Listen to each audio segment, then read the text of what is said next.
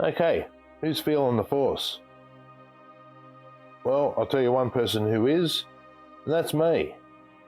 So I grew up a bit of a Star Wars kid. I was like 5 or 6 when the first movie came out and loved it up until, what was it, 2017, 2018, when a certain movie came out.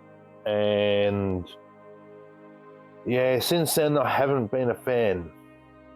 But recently, and I mean very recently, a certain couple of these guys on, I think it's on TikTok, but I've seen them on YouTube because I don't have TikTok, have reignited that passion. So I'm really excited to have a rocket launcher trooper, which is just a Stormtrooper with a rocket launcher. So this is one of the Jedi Survivor figures from the vintage collection, which I've rapidly becoming a fan of. I do have already one figure that I got. It was bargain basement. Why doesn't anyone like Lando? I don't understand why the hate is that I get Lando figures for next to nothing. So anyway, pick up this guy just recently, so let's get him out and have a look at what he's like. So here's the figure out of the package. I'm trying to work out exactly where everything moves on this figure. A bit different than Lando over here, who I could clearly see on the legs where the joints are, and go with that. It seems like these guys can kick forward. Not sure about the back, doesn't seem to want to go there. These bits are rubber on the belt. There is a midsection movement, twist, crunch, whatever you want to call it. Not sure about the arms. They go all the way up, around. The elbows move, the arms, the hands twist, and the forearms can pivot. I'm too scared to pop this out. I think it's going to break.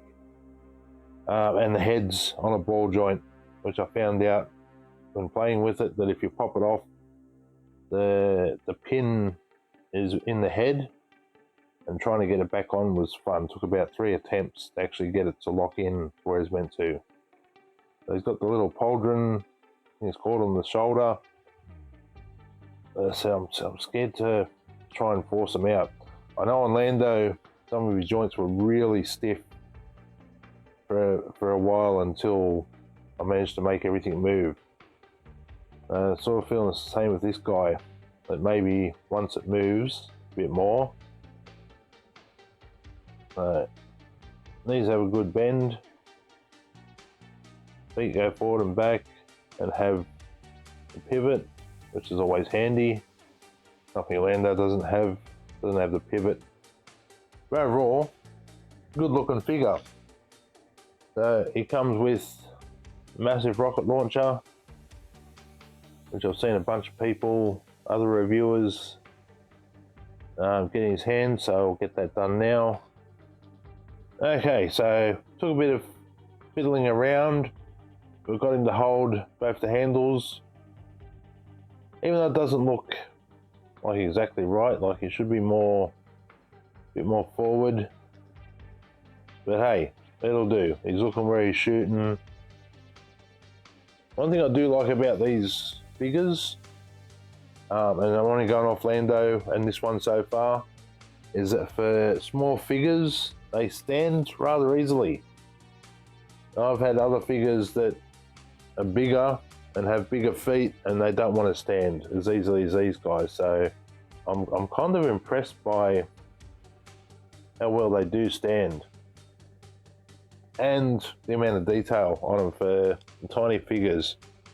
Because I remember as a kid, I had Star Wars figures, the old ones that had no elbows, no waist, no knees, no feet, just the hips, the arms and the head. And even they didn't want to stand up sometimes. Whereas these vintage collection figures, with the amount of posability they got, they actually they stand very well. So I'll get him a few pieces of furniture here that I think might suit him. Hopefully we'll be seeing some of that B-roll now. I'm sort of thinking the white couch that was too small for 1/12, and the white chairs, just to see, even though I know he'll be too small for that, but it'll be interesting until I get some more of these Star Wars vintage like sets and dioramas and that that I have to do for now. But anyway, that'll do it for this review. Thanks for watching. If you enjoyed it, remember to like and subscribe, and I will see you in the next video.